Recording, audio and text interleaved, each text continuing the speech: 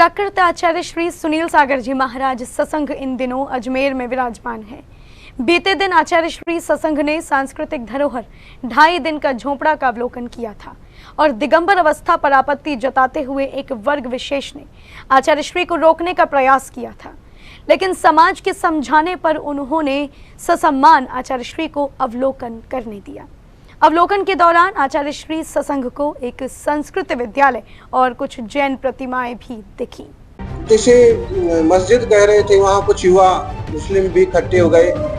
पहले तो उन्होंने मना किया कि इधर दिगंबर मुनि कैसे अंदर आ सकते हैं, नहीं आ सकते हैं। हाल ही में आचार्य श्री सुनील सागर जी महाराज सत्संग का पदार्पण अजमेर स्थित 2.5 दिन का झोपड़ा में हुआ। आचार्य श्री की दिगंबर अवस्था को देखते हुए पहले तो वर्ग विशेष ने आपत्ति जताई, लेकिन समाज के लोगों द्वारा बात करने पर उन्हें ससम्मान सांस्कृतिक धरोहर का अवलोकन करवाया। 2.5 दिन का झोपड़ा में जाने पर एक प्राचीन संस्कृत विद्यालय और मंदिर भी मिला, जिसके बारे में आचार्य श्री ने खुद बताया। इतिहास में पढ़ा करते थे 2.5 दिन का झोपड़ा,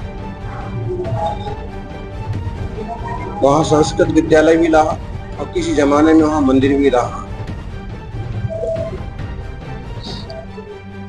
परसों हमारा शहर के मंदिर में जाना हुआ।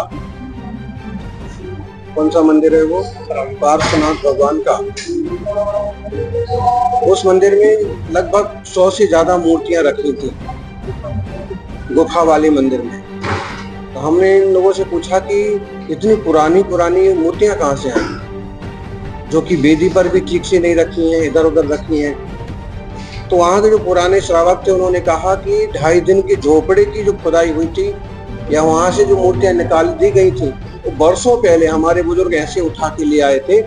तो हमारा मंदिर तो 500 साल पुराना है, तो मंदिर तो भगवान पहले के जैसे थे वैसे रहे, और उसके जो बुजुर्ग लाए होंगे वो जहाँ जगह मिली वैसे रख दिए।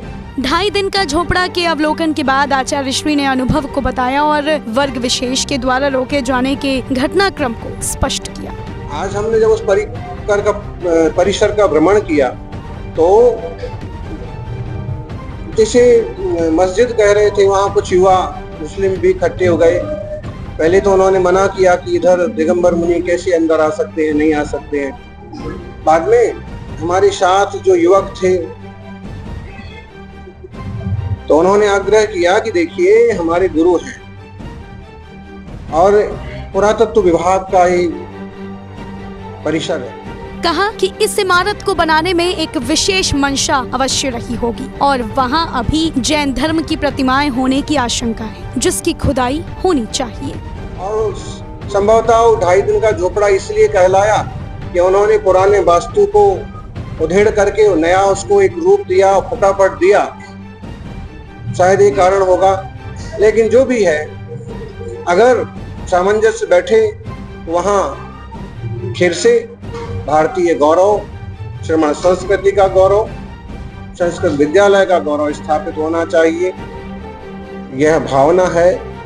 और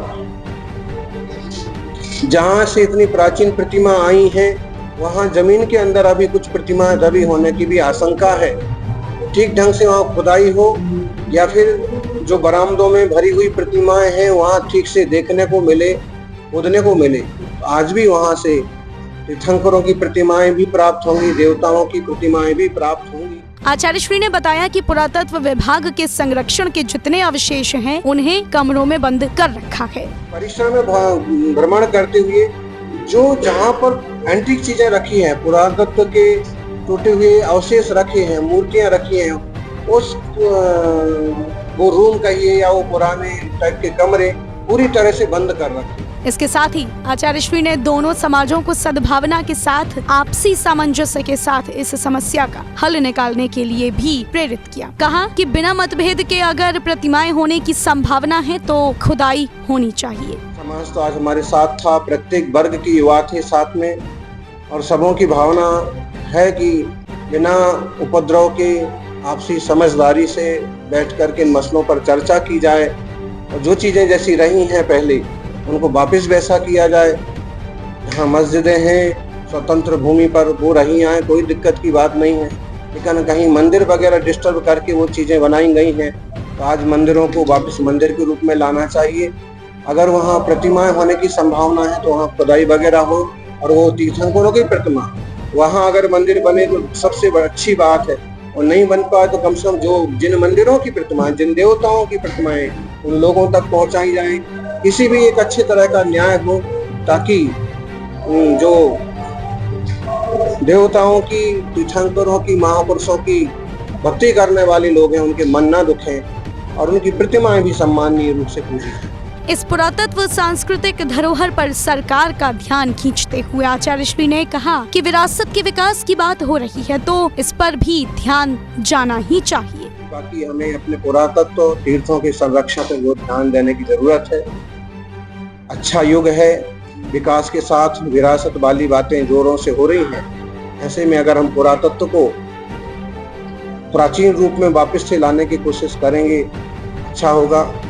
सभी इस दिशा में काम करें, ऐसी मंगल मनीषा।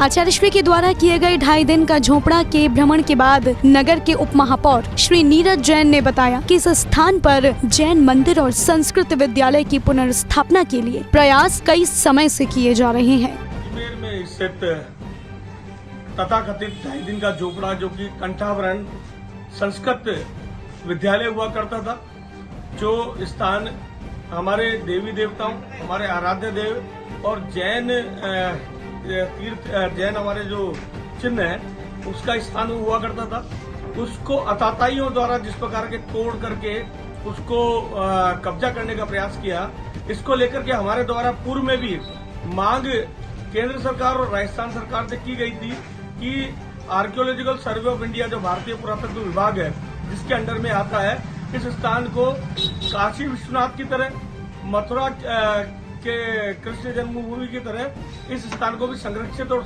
संवर्धित किया जाए। और ये जो पुराना जो स्थान था, जो यहाँ पर संस्कृत विद्यालय था, जो यहाँ पर हमारे आराध्य देवी देवताओं के चिन्ह जो यहाँ पर खंडित किए हुए हैं, उनको वापस से पुनर्स्थापित करने का प्रयास किया जाना चाहिए। गौरतलब है कि बीते दिनों 2.5 दिन का झोपड़ा में मिले जैन प्रतिमाओं और संस्कृत विद्यालय के अवशेषों को देख आचार्य श्री ने समाज को सजग होने के लिए आह्वान किया। सूचना ये भी है कि 2.5 दिन के झोपड़ा में 10 मई को अक्षय तृतीया के पावन अवसर पर आचार्य श्री के सानिध्य में पूजन भी किया जाएगा। जैन फोकस के लिए अजमेर राजस्थान से राजकुमार वर्मा की रिपोर्ट।